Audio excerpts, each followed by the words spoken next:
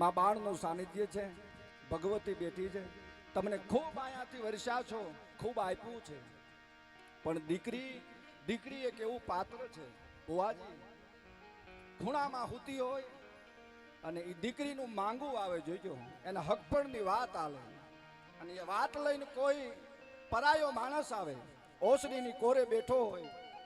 મિત્રો, આમાં કરોડપતિ હોય કે ઝૂંપડામાં કોઈ રબારી રહેતો હોય કે માલટોળ લઈને જંગલમાં રખડતો હોય, બધાને કહું છું, આ બધાને લાગુ પડે છે કે ફળિયામાં બેઠેલી દીકરી તમારા આંગણે જન્મ જેથી લીધો હોય ને તેથી દીકરીના ભાગ્ય નક્કી નથી હોતા કે એનું મહાણ ક્યાં ગામ છે. સાહેબ વિચાર કરો, આ દીકરી જેવું પાત્ર, એનો જન્મ નક્કી છે એના બાપના ઘરે, પણ એનું મહાણ નક્કી નથી કે કયા ગામનું પાણી ભરશે, કયા ગામ પરણીને જાય છે.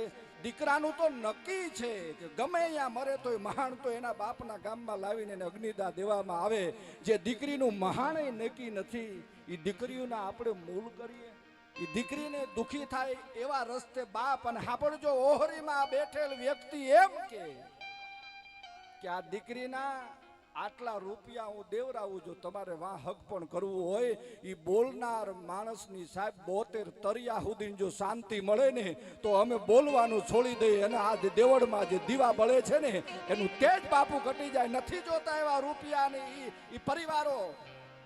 અને આ લાઈવ છે, મારે ન બોલાય, હું રબારીનો દીકરો છું. પ્રતિજ્ઞા અમે પણ લઈએ છીએ કે ખબર પડે જેથી કે આ ખોરડે રબારીના આ ઉંમરે દીકરીના રૂપિયા લેવાના છે. વાઘજી રબારી ઈ ઉમરાનું પાણી નથી પીતો, આવું નક્કી કરી લીધું છે. આવું જેથી તમે નક્કી કરતા થઈ જાઓ ને પછી તમને મુસીબત હોય, મજબૂરી તમારી હોય ને પગથિયું ચડવું પડે ને તો નાયત વ્યવહારે બેહી લેવું, નાયત વ્યવહારે અહીંયા જીયાવું, નાયત વ્યવહારે કદાચ અહીંયા કાકા કુટુંબ બેન ભાઈ ભાણેજ હોય એને ખોટું ન લાગે બેહી લેવું.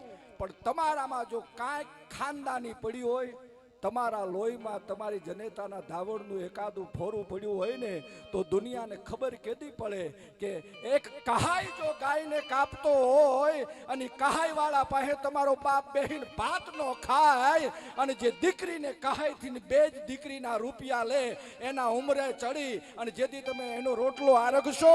લોક સાહિત્યકાર તરીકે કહું છું કે તમારી 72 પેઢી સુધી તમે આશા રાખો કે તમારા ખોરડે શાંતિ આવે, શક્ય જ નથી સાહેબ. કોઈક દી પ્રતિજ્ઞા કરજો, દુઃખ ગમે એવડું તમારા ઉંમરે હોય, ગરીબાઈ આટો લઈ ગઈ હોય, આમાં દીકરીનો કોઈ બાપ હશે, દીકરીની માં હોય, આ બોણમાંની જે પ્રતિમા છે એની પાસે 2 આહોડા પાડીને પ્રતિજ્ઞા કરજો કે માં દેવાય તો દઈશ, નહીં દેવાય તો એક કંકાવટીમાં મારી દીકરીને ચાંદલો કરી એને હોનું ઘરાણું નહીં આપી શકું તો કાંઈ નહીં, 5 જોડી ખાલી લુગડા આપી પણ બોણ તારું નામ લઈને ફળિયામાંથી ઓરાવી દે, રૂપિયો લઉં તો બોલ તું જાણે ગૌ હત્યાનું પાપ લાગે. આટલી પ્રતિજ્ઞા કરીને જદી એક નાગોનો દીકરો દીકરી અહીંથી નીકળે અને એના ખોરડે કાલ સાહેબ કલેક્ટર ડોક્ટર ને આપ્યો છો ઊભા ન થાય ને તો અમે અહીંથી બોલવાનું છોડી દઈએ. શિક્ષણની જે તાકાત છે, શિક્ષણ એ જીવતર આપે છે. કાનદાસ બાપુ, આજ હું રાતને દી પ્રોગ્રામોમાં કહું છું કે કેવલ ને કેવલ રૂપિયા લેવા માટે અમે નથી જતા. લાઈવમાં બોલવું કઠિન છે, મારા પરિવારમાં પણ, મારા હગાવાલામાં. મિત્રો, આ બોલવું તો હવારમાં ખબર પડે. કેટલા ઘરે સાહેબ જવાના અમારે બંધ કરવા અમને દુઃખ આવે છે.